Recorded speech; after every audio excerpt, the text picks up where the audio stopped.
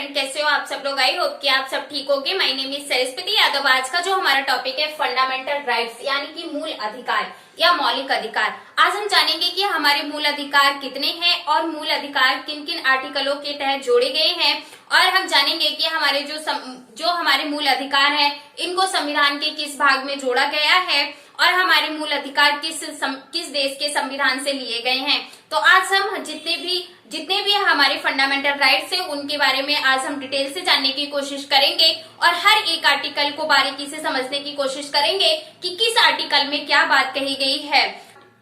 तो हम अपना टॉपिक स्टार्ट करते हैं। फंडामेंटल राइट्स यानी कि मूल अधिकार।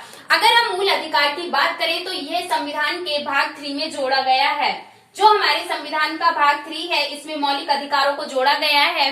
और अगर हम संविधान के भाग 3 की बात करें तो इसे भारत के मैग्ना कार्टा की संज्ञा दी गई है या मैग्ना कार्टा के नाम से जाना जाता है। और अगर हम बात करें कि हमारे जो संविधान निर्माता थे ये अमेरिका के मौलिक अधिकारों से काफी प्रभावित थे, इसीलिए उन्होंने क्या किया कि हमारे जो मौलिक अधिकार हैं उन्होंने अमेरिका के संविधान से लिए हैं। तो यहाँ से क्वेश्चन बन सकता है कि जो हमारे संविधान के मौलिक अधिकार हैं इनको किस देश से लिया गया है, तो इनको अमेरिका के संविधान से लिया गया है।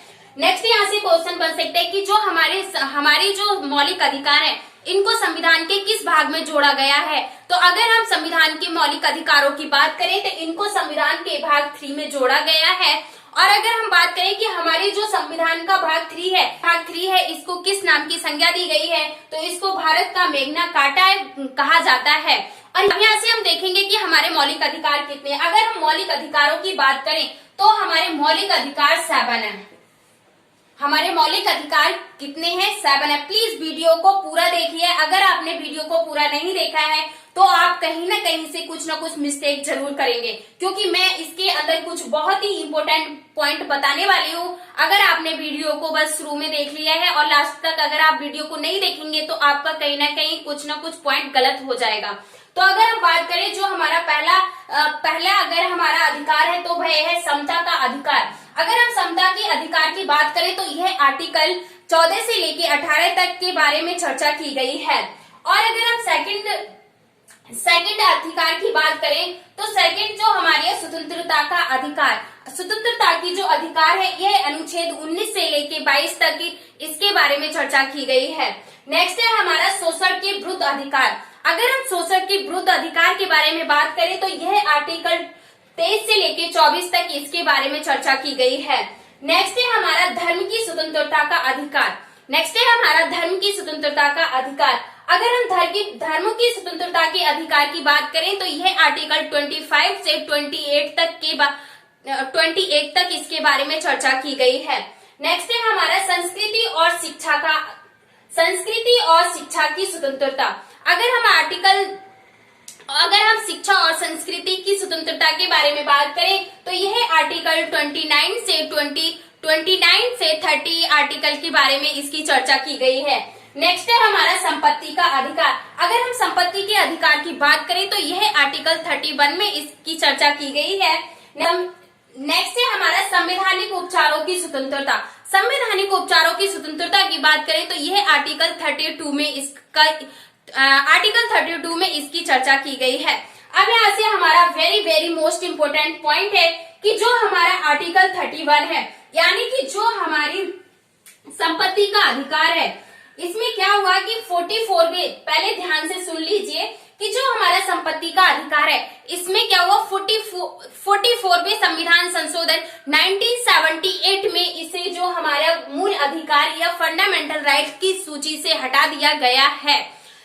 वेरी मोस्ट इम्पोर्टेंट है कि जो हमारा संपत्ति का अधिकार है 44वें संविधान संशोधन 1978 में इसे फंडामेंटल राइट्स की सूची से हटा दिया गया है और इसे संविधान के भाग 12 के तहत अनुच्छेद 301 के तहत इसे कानूनी अधिकार बना दिया गया है।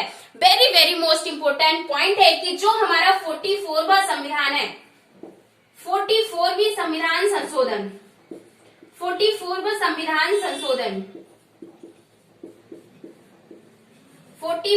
संविधान संशोधन 1978 में इसे 1978 में इसे मूल अधिकार अधिकार की सूची से हटा दिया गया है, लेकिन इसे संविधान के भाग 12 के तहत और अनुच्छेद 301 के तहत इसे कानूनी अधिकार बना दिया गया है। इसे कानूनी अधिकार बना दिया गया है। फिलहाल में देखेंगे कि हमारे जो मूल अधिकार है वो कितने हैं, 6 हैं, क्योंकि जो हमारा संपत्ति का अधिकार है ये हमारा मूल अधिकार नहीं है, ये अब हमारा कानूनी अधिकार बन चुका है। 1978 से पहले हमारे जो मौलिक अधिकार थे वो थे 7। इस तरीके से जो हमारा संपत्ति का अधिकार है अब ये हमारा कानूनी अधिकार बन चुका है, अब ये हमारा फंडामेंटल राइट्स नहीं है। तो यहाँ से क्वेश्चन बन सकता है कि हमारी जो संविधान है इसमें मौलिक अधिकारों की संख्या कितनी है। तो अब अगर हम देखेंगे कि हमारे जो मौलिक अधिकारों की संख्या कितनी है, तो कितनी है, 6 है। और यहाँ से क्वेश्चन बन सकता है कि हमारा जो संपत्ति का जो अधिकार है इसको किस भाग के तहत कानूनी अधिकार बनाया गया है। तो इससे संविधान के भाग 12 के तहत, अगर आर्टिकल के बारे में पूछता है तो आर्टिकल 300A के तहत इसे कानूनी अधिकार बना दिया गया है। अब हम हर आर्टिकल को डिटेल से जानने की कोशिश करेंगे। और अब हम बात करेंगे सबसे फर्स्ट हमारा जो अधिकार है समता का अधिकार, यानी कि आर्टिकल 14 से लेके 18 तक इसके बारे में हम जानने की कोशिश करेंगे। हर आर्टिकल को डिटेल से जानने की कोशिश करेंगे कि किस आर्टिकल में क्या कहा गया है। तो अब हम स्टार्ट करते हैं। जो हमारा आर्टिकल 14 है, हम देखेंगे कि हमारे आर्टिकल 14 में क्या कहा गया है। तो आप ध्यान से सुनिए कि आर्टिकल 14 में क्या कहा गया है। कि तो अगर हम आर्टिकल 14 के बारे में बात करें तो आर्टिकल 14 में कहा गया है कि भारत के किसी भी राज्य के व्यक्ति को विधि के समक्ष या विधियों के समान संरक्षण समता से वंचित नहीं किया जाएगा, चाहे वह नागरिक हो चाहे वह विदेशी हो। तो आर्टिकल 14 में क्या कहा गया है, आर्टिकल 14 में कहा गया है कि भारत के किसी भी राज्य के किसी भी व्यक्ति को विधि के समक्ष समता या विधियों के समक्ष संरक्षण समता से वंचित नहीं किया जाएगा, नहीं किया जाएगा। और इसमें क्या कहा गया है कि चाहे वह नागरिक हो या फिर विदेशी हो। आर्टिकल 14 में क्या कहा गया, आर्टिकल 14 में कहा गया है कि भारत के किसी भी राज्य के व्यक्ति को विधि के समक्ष समता या विधियों के समक्ष संरक्षण समता से वंचित नहीं किया जाएगा, चाहे वह नागरिक हो चाहे वह विदेशी हो। आई होप कि आपको आर्टिकल 14 समझ में आ गया होगा। अब हम आर्टिकल 15 के बारे में बात करते हैं। अब हम देखेंगे कि हमारा आर्टिकल 15 क्या कहता है। तो आर्टिकल 15 हमारा कहता है कि भारत के किसी भी राज्य के व्यक्ति के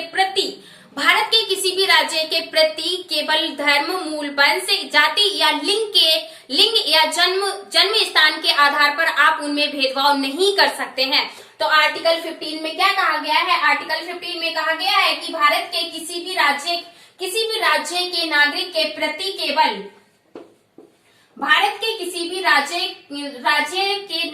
प्रति केवल धर्म, मूल, वंश,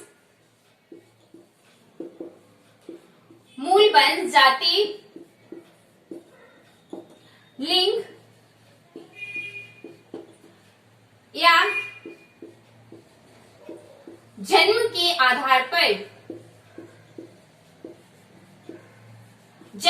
आधार पर आप उनमें भेदभाव नहीं कर सकते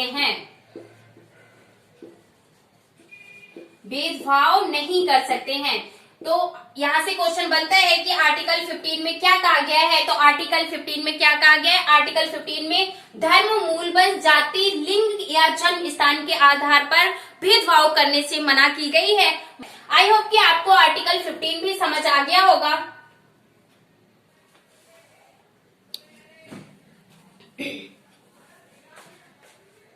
और अगर अब हम बात करें आर्टिकल 16 में, तो आर्टिकल 16 में लोक नियोजन के विषय में अवसर की समानता के बारे में बात कही गई है। इसका मतलब है कि पद से संबंधित है ये, किसी भी राज्य में पद से संबंधित नियोजन या नियुक्ति, पद से संबंधित नियोजन या नियुक्ति समान अवसर की समानता दी जाएगी, यानी कि समान अवसर दिए जाएंगे, किसी भी व्यक्ति में कोई भी भेदभाव नहीं किया जाएगा। तो आई होप कि आपको आर्टिकल 16 समझ में आ गया होगा कि आर्टिकल 16 में क्या कहा गया है। आर्टिकल 16 में लोक नियोजन के विषय में अवसर की समानता के बारे में बात कही गई है। अब हम नेक्स्ट आर्टिकल के बारे में बात करते हैं। अगर आर्टिकल 17 की बात करें तो आर्टिकल 17 में अस्पृश्यता का अंत यानी कि छुआछूत के अंत के बारे में बात कही गई है। अगर हम अस्पृश्यता के अधिनियम की बात करें तो यह अधिनियम 1976 में आया और इसमें एकमात्र संशोधन 1955 में किया गया था, जिसमें 1950 संविधान संशोधन के तहत इसमें इसका नया नाम दिया गया था नागरिक अधिकार की रक्षा अधिनियम।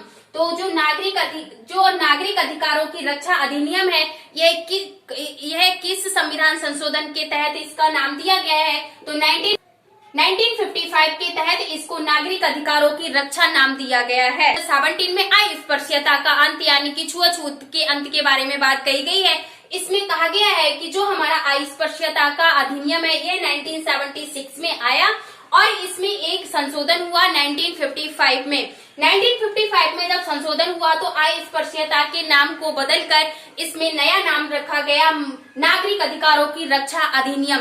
तो यहाँ से क्वेश्चन बनता है जो हमारे नागरिक अधिकारों की रक्षा अधिनियम किस संशोधन के तहत रखा गया? तो 1955 के तहत रखा गया है। और अस्पृश्यता अधिनियम कब पारित किया गया? तो अस्पृश्यता अधिनियम 1976 में पारित किया गया। आर्टिकल में किसके बारे में बात कही गई है? तो आर्टिकल में अस्पृश्यता अधिनियम के बारे में बात कही गई है या फिर अस्पृश्यता के अंत के बारे में कही गई है। अस्पृश्यता का अर्थ है छुआछूत के बारे में बात कही गई है। और अब हम बात करेंगे आर्टिकल 18 के बारे में। तो आर्टिकल 18 में कहा गया है उपाधियों का अंत। आर्टिकल 18 में उपाधियों का अंत। आर्टिकल 18 में कहा गया है उपाधियों के अंत। उपाधियों के अंत में इसमें 3 मोस्ट इंपोर्टेंट बातें कही गई हैं। एक इसमें फर्स्ट जो बात कही गई है वह सेना या विद्या के सम्मान के सिवाय इसमें और कोई भी उपाधि प्रदान नहीं की जाएगी। आर्टिकल 18 में कहा गया है सेना या विद्या से संबंधित सम्मान के सिवाय इसमें और कोई भी उपाधि धारण नहीं और कोई भी उपाधि नहीं दी जाएगी या कोई भी उपाधि प्रदान नहीं की जाएगी। और इसमें सेकंड जो बात कही गई है कि जो हमारे राष्ट्रीय पुरस्कार है वो राष्ट्रीय पुरस्कार है ये भी हमारे आर्टिकल 18 के तहत दिए जाते हैं। और इसमें नेक्स्ट जो इम्पोर्टेंट बात कही गई है वह ये कही गई है कि भारत का कोई भी नागरिक विदेशी राज्य से किसी भी प्रकार की उपाधि धारण नहीं कर सकता है। तो हमारे भारत का कोई भी नागरिक विदेशी राज्य से किसी भी प्रकार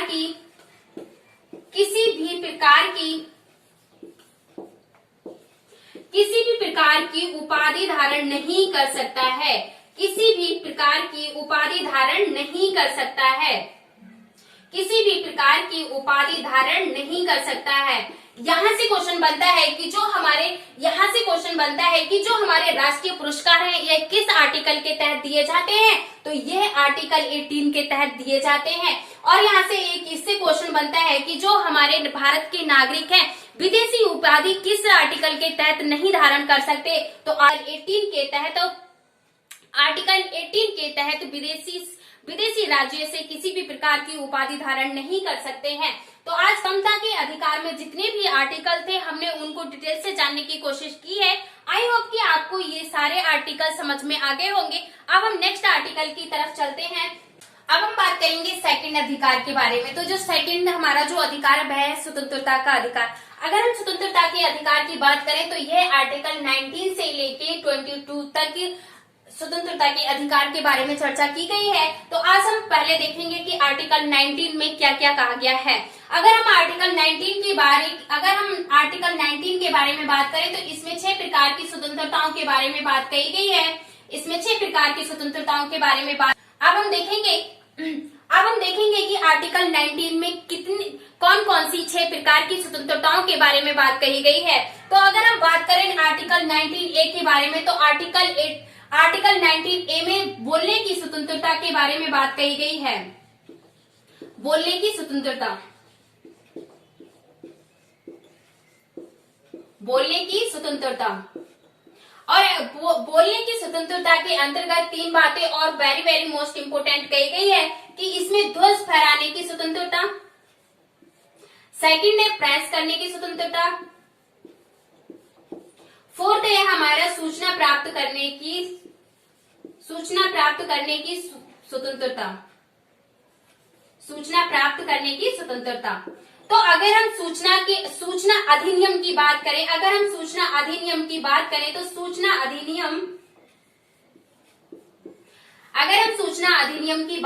तो सूचना अधिनियम 2005 को पारित किया गया था और इसे भारत में 12 अक्टूबर 2005 में लागू किया गया था। यहाँ से क्वेश्चन बन सकता है कि जो सूचना का अधिकार है यह कब पारित किया गया था। तो इसे 2005 में पारित किया गया था और इसे भारत में कब लागू किया गया था। तो इसे भारत में 12 अक्टूबर 2005 में लागू किया गया था। अब नेक्स्ट हम देखेंगे कि जो हमारा आर्टिकल 19B है इसमें क्या कहा गया है। अगर हम आर्टिकल 19 की बात करें तो आर्टिकल 19B में कहा गया है बिना हथियार के सभा करने की स्वतंत्रता। तो आर्टिकल 19B में क्या कहा गया है। आर्टिकल 19B में कहा गया है बिना हथियार के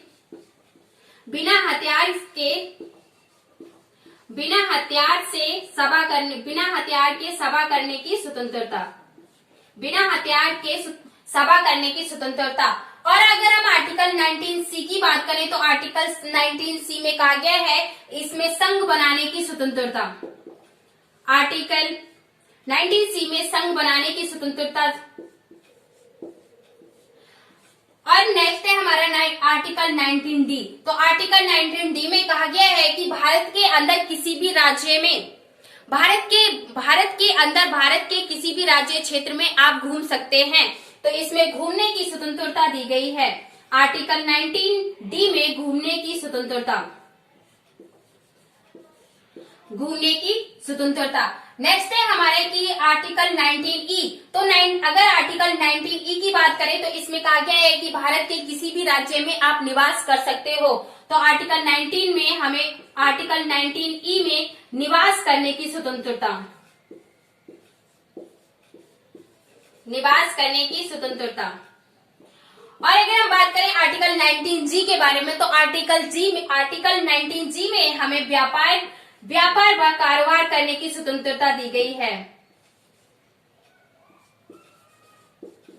कारोबार करने की स्वतंत्रता दी गई है, कारोबार करने की स्वतंत्रता दी गई है। अब हम देखेंगे कि यहाँ से कैसे क्वेश्चन बन सकते हैं। तो यहाँ से क्वेश्चन बन सकते हैं कि हमें बोलने की स्वतंत्रता किस आर्टिकल के तहत मिली हुई है। तो बोलने की स्वतंत्रता हमें आर्टिकल 19A के तहत मिली हुई है। और यहाँ से कई बार क्वेश्चन बना है कि हमें भारत